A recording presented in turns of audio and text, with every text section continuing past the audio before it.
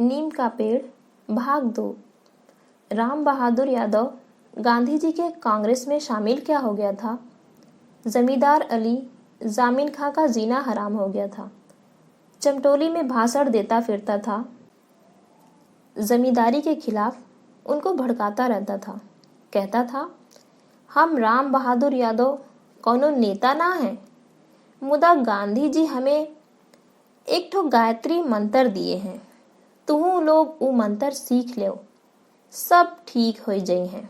और मंत्रो बहुत आसान है, खाली जोर जोर से भारत माता की जय बोले जाओ। जमींदार लोग बहुत जुल्म कर चुके हैं, ये मंत्र की ताकत तू लोग को जमींदार के जुल्म से बचावेगी, तू लोगन को जमीन का मालिक बनावेगी। सोचता था ऐसा बोलकर भी जामिन मियाँ के प्रकोप से बच जाएगा, मदरसा खुर्द के जमींदार अली जामिन खां के प्रकोप से।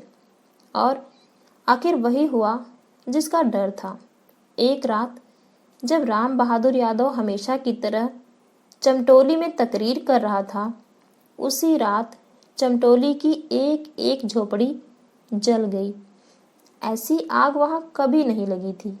उसी रात राम बहादुर यादव भी नहीं बच पाया। एक ही लाठी में उसका काम तमाम हो गया। इतनी बड़ी वारदात थी, लग रहा था कुछ होकर रहेगा। वैसे होना क्या था? अगली सुबह थानेदार बाबू जिलेदार सिंह 2-3 कांस्टेबलों के साथ आए तो बैठते भी कहाँ। बैठने के लिए तो बस एक जमींदार साहब का दरवाजा था, और किसमें ताब थी कि उनका स्वागत सत्कार करता। दरोगा जी की शान को समझता। सारा गांव जानता था कि यह करतूत बजरंगी की है, जमींदार साहब के खास कारिंदे बजरंगी की। पर किसी ने आज तक जुबान खोली थी जो खोलता? राम बहादुर यादव ने जुबान खोली थी, और सब देख चुके थे कि उनका क्या हश्र हुआ। चमटोली के कुछ लोग भी अपनी आंखों में सदियों का डर लिए बैठे थे जमींदार साहब के दरवाजे पर। वो भी शुक्र ही मना रहे थे कि सिर्फ घर ही जला, जान तो बच गई। वैसे अभी ये डर तो था ही कि न जाने क्या आफत आ जाए। दरोगा जी जब जब गांव में आते हैं, कुछ न कुछ आफत आ ही जाती है। उस दिन जमींदार साहब के दरवाजे पर ऐसा लग रहा था जैसे कोई जलसा हो रहा हो। हलवाई बैठे बैठे जलेबियां छान रहे थे। दरोगा जिलेदार सिंह की खातिर करने के लिए खास हिंदू नौकर आए थे। थालियों में ताजा पूरियां और सब्जी लगा रहे थे। हलवाई जलेबी और हलवे के थाल लगा रहा था, और साहब खुशबू ऐसी थी कि आदमी भर पेट खाने के बाद भी कुछ न कुछ खा ही जाए। जिलेदार सिंह भी उसी खुशबू में खोए थे। कुछ देर को यह भूले हुए कि वे वहां दावत खाने नहीं आए थे, बल्कि रात को एक कत्ल हुआ था जिसकी तफ्तीश करनी थी उन्हें। मियाँ साहब, यह कत्ल तो बड़ी संगीन बात है। कलेक्टर साहब के लड़के से मुस्लिम मियाँ की बड़ी गाढ़ी छनती है। बहुत गड़बड़ करेंगे वह। सुनिए, एसपी साहब के यहाँ जरा वजनी डाली भिजवाइएगा। एसपी साहब इधर हो जाएं तो फिर कलेक्टर साहब भी कुछ नहीं कर सकते। लेडी डॉक्टरनी मिस मॉरिसन को तो आप जानते ही होंगे। एसपी साहब पर अगर उनसे जोर डलवाया जाए तो समझिए कि फिर काम बन जाएगा। राज की बात है, एसपी साहब उन पर जरा रीझे हुए हैं। जिलेदार सिंह पर जैसे जामिन मियाँ के खुशबूदार खाने का नशा चढ़ गया था, और वो अपनी नमक हलाली दिखा रहे थे। और मुझे एक गवाह दे दीजिए जो तोते की तरह अपना बयान याद कर ले। जिलेदार सिंह दांत खोदते हुए आगे बोले। जामिन मियाँ जैसे हुक्म की तामील करने वहां से उठकर चल पड़े। गवाह हाजिर था, बुधिराम जमींदार साहब का बंधुआ। मियाँ का हुक्म जो था बयान रटा रटाया ही था। भगवान के हाजिर नाजिर जान के कहत हैं कि न कि ऊ घर का लेके बाबूराम और कोमिला में बहुत दिन से झगड़ा चला आवत रहा। कल फिर उन्हें बात पर बात बढ़ गई और लाठी चल गई। राम बहादुर यादव तो रहबो ना किए रैनुहा। हम जब शोर सुन के उधर दौड़े तो राम बहादुर हमको रास्ते में मिलन, भाग जात रहें। बोले कि कोमिला और बबूरमवा माँ लाठी चलत है। और जिलेदार सिंह इस निष्कर्ष पर पहुंच गए कि बजरंगी को तो झूठ मूठ में फंसाया जा रहा है, असली हत्यारा तो बाबूराम है। बाबूराम को पेड़ से उल्टा लटकाकर उसकी पिटाई शुरू हुई। आखिर जिलेदार सिंह थानेदार को जमींदार साहब के खुशबूदार खाने की कदर जो रखनी थी। उधर मुस्लिम मियाँ ने एक दिन जनान खाने में चाय पीते हुए यह ऐलान कर दिया अपनी माँ कनीज फातिमा के सामने कि वे तो कुबरा की दुख्तरी आम का एक ठो बाग और 20 बीघा जमीन लेकर ही रहेंगे, नहीं तो उन्हें डर है कि उनकी जुबान से कहीं तलाक का लफ्ज न निकल जाए। कनीज बीवी लाख समझाती रही कि उन्हें कि न कुबरा उनकी गैर है और न अली जामिन, आखिर सगी खाला के लड़के हैं। और अशरफ में न तो दुख्तरी ली जाती है न दुख्तरी दी जाती है। मगर मुस्लिम मियाँ अपनी जिद पर अड़े थे। थक हार कर बीवी कनीज खुद चल पड़ी जामिन मियाँ के दरवाजे पर, उन्हें समझाने आती बला को टालने। 6 कहारों की पालकी पर सवार 2 लठैतों की निगरानी में। मगर जामिन मियाँ कोई कच्चे खिलाड़ी थोड़े ही थे। इधर उन्होंने अपनी खाला की आमद सुनी और तुरंत इक्का जुतवाकर शहर की ओर चल पड़े। घर में यह बता गए कि मियाँ को तो बड़ी बीवी के आने की खबर ही नहीं मिली, वे तो शहर चले गए हैं कलेक्टर साहब से मिलने, कुछ पता नहीं कब तक आएंगे। असली मकसद था खाला के सामने पड़ने से बचना।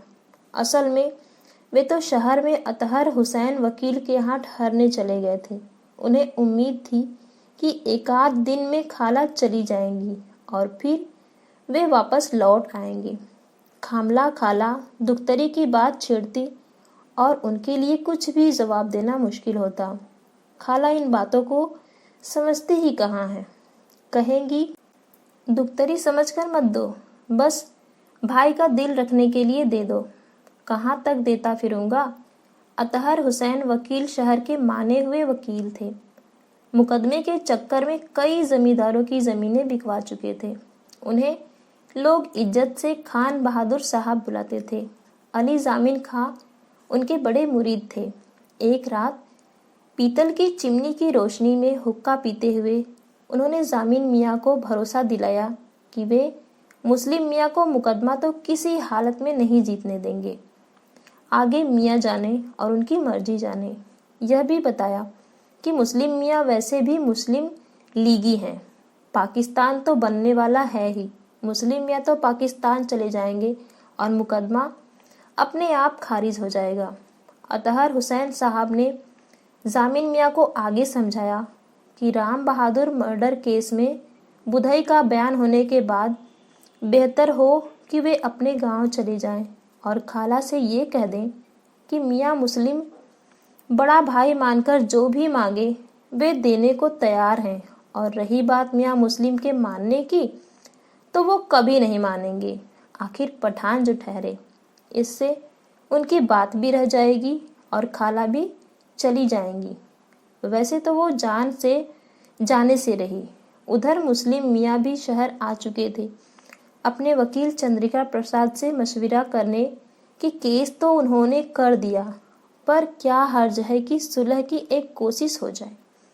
लेकिन जामिन मियाँ सुलह मानने को कब तैयार होने वाले थे।